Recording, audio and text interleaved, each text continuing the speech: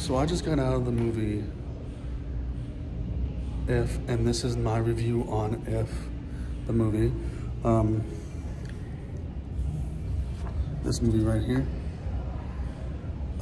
That's brand new.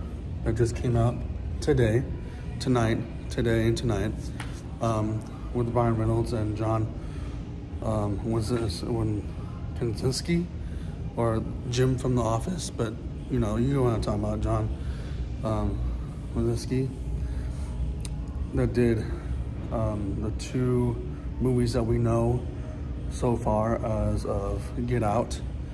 Not Get Out, made so far the two movies that we know, that A Quiet Place 1 and Quiet Place 2, my bad, wrong movie, Quiet Place and Quiet Place 2. And also, I don't know, I mean, there's the Quiet Place Day 1, but I don't think he's a part of that. But this is a good transition from him doing that horror movie style of Quiet Place to a movie about imaginary friends. Now, if you didn't know what If means, it means imaginary friends.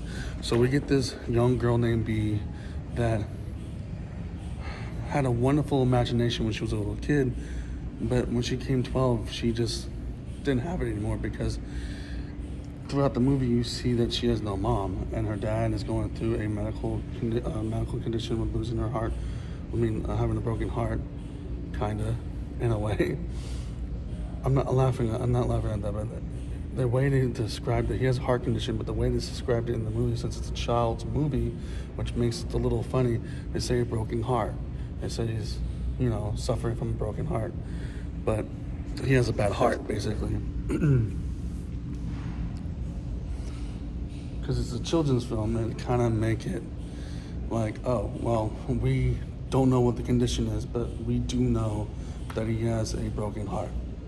So that's why there's a little laugh there, because it's like, oh, I get it. You want to don't go into detail.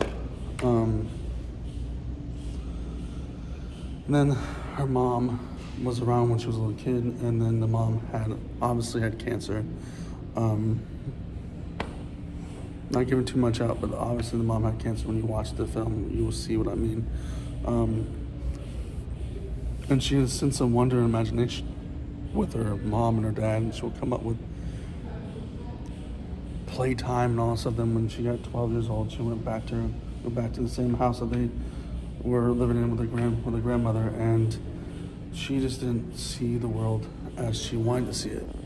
And then one day she saw Blossom and Blue, which Blue was played by Steve Carell, and I think Blossom was played by somebody. I know Emily Blunt played one of the characters. It's either Blossom or the unicorn. I don't know which one, but also Emily Blunt, John Krasinski's wife, is in there. John Krasinski is also directed and played the dad in this movie.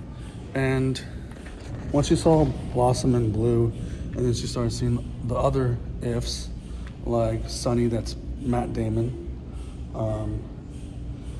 Awkwafina is a bubble, Bradley Cooper is a glass of water, basically a glass of water, and his eyes and mouth are in the ice cube. There's a whole bunch of different ifs in here. The banana that you see in the trailer, visible if. So basically she starts seeing these ifs, and she's trying to help Cal, which is Ryan Reynolds' character, help him find ifs for the help these ifs find children to stay alive and stay around so they won't disappear. Well, that doesn't end up happening. Even if B is teaming up with him, it doesn't end up happening until she figures out the key where she sees their grandmother in a photo dancing, but she asks, what do you want to be when you grow up? I want to be a ballet dancer. She saw Blossom in the background of the photo, and she put on one of her favorite records, and she made her see Blossom in a way where Blossom was glowing orange, and she believed in her imaginary friend. Same thing with Blue. Blue was Bobby Wardenhand from SNL, and also played one of the ducks in DuckTales. So his Blue's human being was a nervous wreck and stuff like that, and then he just sat down with it by him, sat down with the failed attempt in the bathroom, sat down by him, and then B opened up a croissant, and they started eating the croissant, and she started eating the croissant, and then he started seeing blue, and Blue told him everything's gonna be okay, and then from there, she was also, they pull on your heartstrings, and they try to make you think that her dad's not going to be alive anymore, but the dad was still alive, basically. Pull you from your heartstrings. And the grandmother says, your father is, and good thing he was still alive, because for me, when I was watching it seemed like John Winsky was like, hey, I'm directing this movie, but no, my character is going to be gone. They pull on your heartstrings. A couple times they pull on your heartstrings in this. It's a family film, and it's a children's film, and I highly recommend seeing this with your family, or if you have children, if you're a young mother with children, boy or a girl, boys, or if you have boys, girls, boy and girl, it doesn't really matter. If you're also a mother that's been around for a while, and you want to take your kids to an awesome summer film that has imagination running throughout the whole thing, If is the movie for you guys. If is the movie for you guys. If is amazing. Like, you can see from down there, like you can see from all the way, well I don't know. Anyways, you can see, it won't let me do it from the balcony, but there's If right there. There's an If standee right there. But anyways,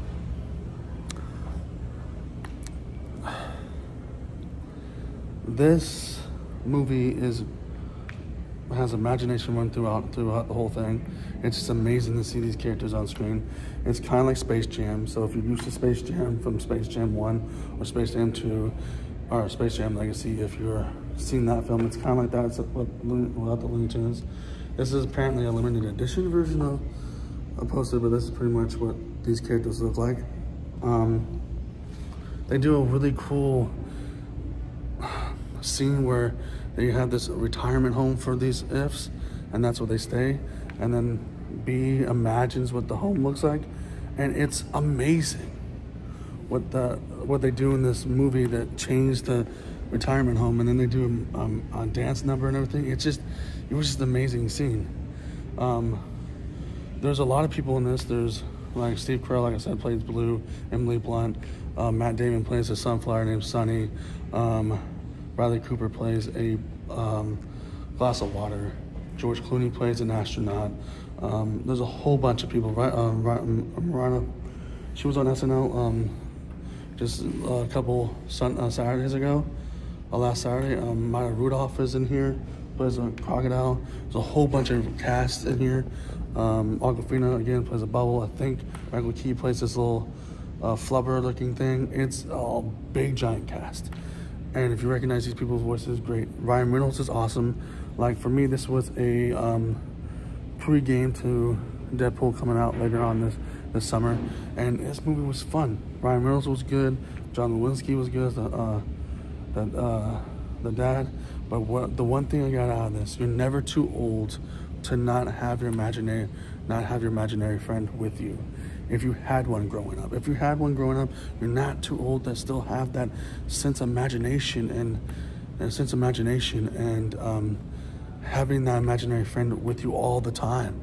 Everyone says you have to grow up and put childish things away, but isn't every single time we see a movie or read a book, one of our favorite books, or watch our favorite movie, or watch another movie and read another book, or listen to our favorite music, we all get into a different type of world, and we imagine what that world will be like, especially in a book or a movie, right?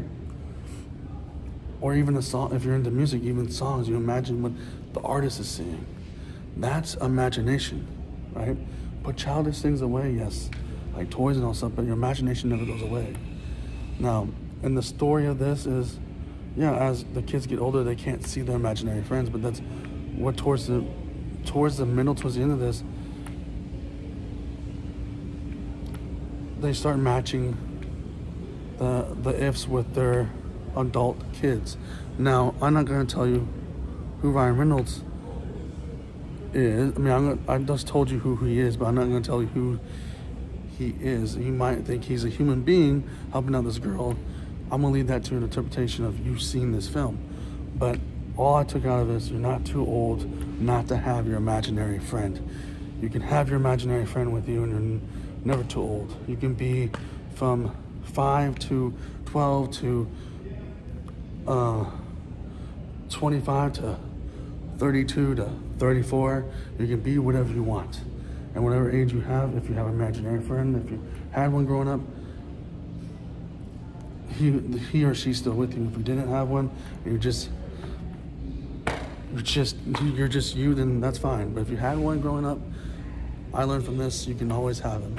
For me, I do occasionally sometimes talk to myself when I was a teenager and a little bit younger, and I wanted to call that one Invisible Me, because why not?